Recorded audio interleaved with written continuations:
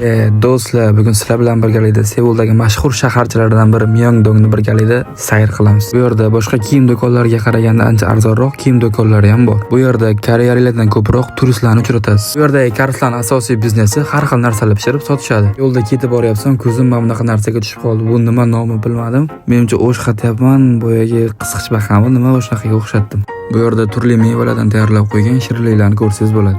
Bu yerda opa jingeli sochlarini yayib olib, sushimi nimadir pishiryaptilar. Bu yerda esa haqiqiy mevalardan sharbat tayyorlashyapti. Bu yerda antiqa va shirinliklarni ko'rishingiz mumkin. Keyingi joyimiz esa armiylarga juda ham yoqadigan joy. Burada armiya stikerlarini olib, devorlaringizga, xonalaringizga, daftarlaringizga yopishtirib olsangiz bo'ladi. Bu paypoqdan bitta olib kechqurun kiyib yotsangiz ham bo'ladi. Bu yerdagi qo'llarni o'ynatib, halol lag'mon tayyorlayapti ekan. Men buni ko'rib to'g'ri shokka tushib qoldim. Bu tovuqning oyog'i ekan. Bu yoqqa qarasam, bitta akamiz o'zimiz o'zbekcha prashkamizni pishirayotgan ekanlar. Bu sahnada esa Mishuyli kafening reklamasi ketyapti. Bu Koreyadagi eng mashhur tapichka bo'lib, bu yerda esa mana shu tapichkaning shirinligi tayyorlanyapti. Bu yerga Tony Stark akamiz kelib qoptilar. O'z qo'llari bilan har xil mevali shirinliklarni tayyorlab 8000 wondan sotyaptilar. Akamiz videoni nima qilasan yo'lda Instagramga qo'yaman desam, unda to'xta deb har xil qilib o'ynatib shashlichani pishiryaptilar. Koreyaga kelsanglar, sizlar shu joyga kelgan bo'larmidinglar? Video yoqqan bo'lsa, like va obuna bo'lishni unutmang. Biz endi boshlaganmiz, qiziqlari hali oldinda.